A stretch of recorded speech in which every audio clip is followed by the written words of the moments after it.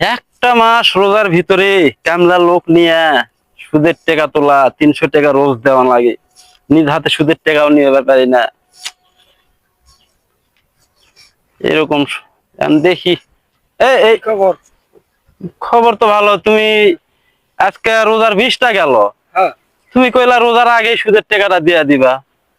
তো এখন পর্যন্ত তুমি আমার সাথে দেখা পর্যন্ত করো না। আজকে রাস্তায় দেখা না হলে তোরা দেখা হলো না। এই রোজা শেষ হতে সামনে আর রোজা আসবে না। টাকাটা তুমি ভদ্রলোকের মতো সন্ধ্যার মধ্যে পৌঁছে দিবা। তাহলে তুমি অল্প কিছু টাকা গোছাচ্ছি, তুমি আমার বাসায় আসো। বাসায় যাবো মানে রোজার 1 মাস ওগুলা পাপ কাজ হতে আমি যাবো না। কারণ সুদের টাকা আমি রোজার 1 মাস নিজ হাত দিয়ে নার্সার করি না। এই যে কামলা রাখিছি, প্রতিদিন 300 টাকা করে দিই এই কামলারে, এই শুধু সুদের টাকা নেওয়ার জন্য। কামলারে পাঠায় দিও। এই জি, এই যে চিনা রাখো, এই বাড়িতে যায় সুদের টাকা সহ আসলটা সহ নিয়ে আসবা। আর যদি আসলটা না দেয় তাহলে ভালো করে বলে আসবা, বাছুর প্রতি মাসে মাসে দিতে হবে, আর আসলটা 1 বছর পরে দিলেও চলবে।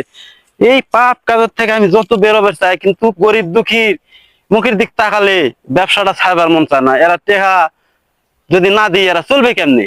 এই জন্য করে তুমি তো দয়ার সাগর। হ্যাঁ, জান জান। এই আমার কামলারে দিয়ে দিও। আর আমার কাছে সুদের টাকার গল্প